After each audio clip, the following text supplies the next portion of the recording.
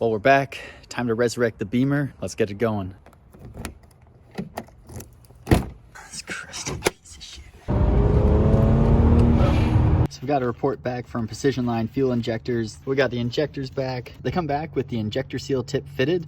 They don't replace this coupler seal that I'm spinning here, but they do bring it back with a seal on the tip to keep that compression seal fitted tightly. And they improved, as the injector results show. They were out by somewhere between like 1 to 10%, and they're a lot better now. The atomization improved, the flow rate improved. Hopefully it fixes the misfire. Installing the injectors is rather straightforward. You want to take the little cap that keeps that seal compressed on the tip of the injector off, and then quickly put it into the cylinder head. You say you have like 20-30 seconds before the seal starts to expand, so you want to do that quickly.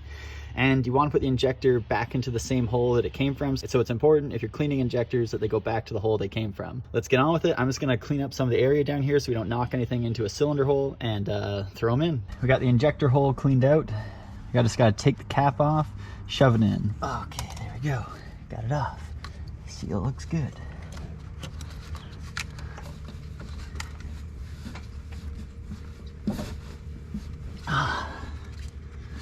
Gotta get it down, gotta get it lined up. Push.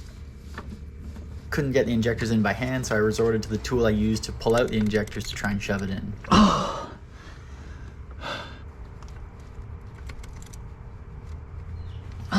There we go. Oh man, I took a hard push. I had to get my little tool on the tip, on the threads here, and really push on it. It's in now though.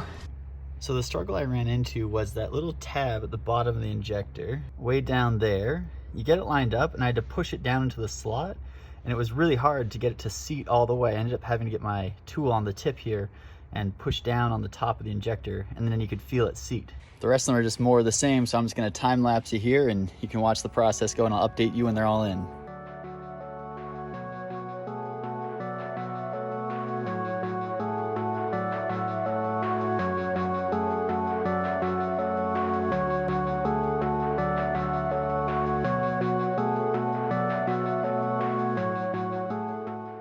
Okay, we got all 6 injectors in. It was hard. If you're not a very strong person, you'll have a hard time pushing these injectors in. Very, very hard. I ended up resorting to just a light tap with the hammer to seat them in, and that worked well. It was more consistent. I just hope I didn't break anything in the process. Now I've got to install the bracket that's held down in that bolt hole right there that goes around the 2 injectors and keeps them seated down. Shouldn't be too difficult. I'll have the torque spec on the screen right here for you. It's an E10 socket for these little brackets that hold the injectors down to the head. You'll want a long extension to connect it all. You gotta make sure this bracket is on both tabs of the injector. You can see on the left side of the injector there, it's not on top of the tab, so I'm gonna fix that, get them on, and then tighten it down right there.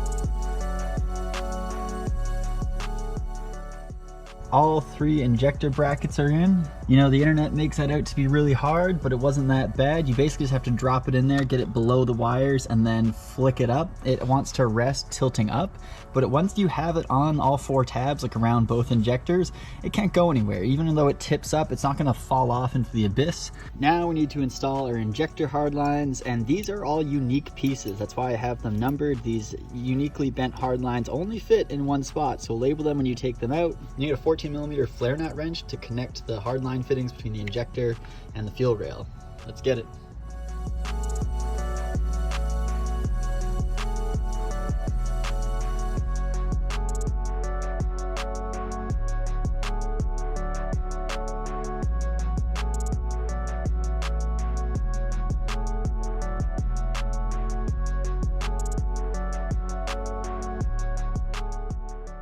It's getting dark, but we got to keep pushing. We got all the injectors plugged in. Now we just got to plug in that fuse for our low pressure fuel pump so we can prime the system and see if it starts.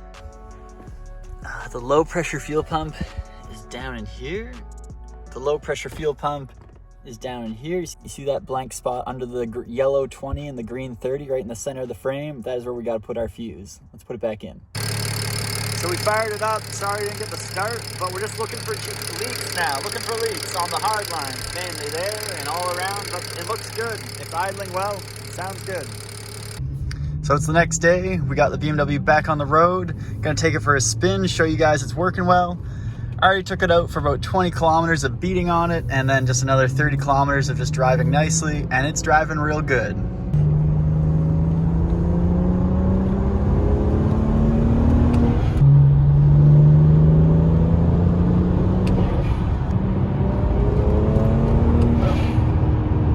So the BMW is resurrected, and I could not be any happier. I spent so much time reading about whether my Index 1 injectors were worth cleaning and fixing, because there's so much on the internet that says anything but an Index 12 or 11 isn't worth fixing or cleaning or servicing, just upgrade. But like I said in my last video about this car, Index 12s are very expensive. So I'm so happy. Big shout out to Precisionline Fuel Injectors in Kelowna. They're pretty close to anyone that's in BC or Western Canada. You ship them your injectors, and I don't have any deal with them. You can call them. I dealt with Tom on the phone. He was a really nice guy, and yeah, they got them done and got them shipped back to me pretty quick. One thing I noticed is that like the shift knob doesn't rattle around as much when it's just sitting there at idle and neutral. It used to have like a vibration. Now with the injectors cleaned and the valves cleaned, the engine just runs smooth. It idles really low. It pulls on power really quick. It used to feel rough pulling onto power, and I would assume that that was like something to do with the atomization of the fuel and obviously the misfire. But even when it wasn't misfiring and you were getting into boost, it just felt rough. It didn't have that clean inline six silky smooth power delivery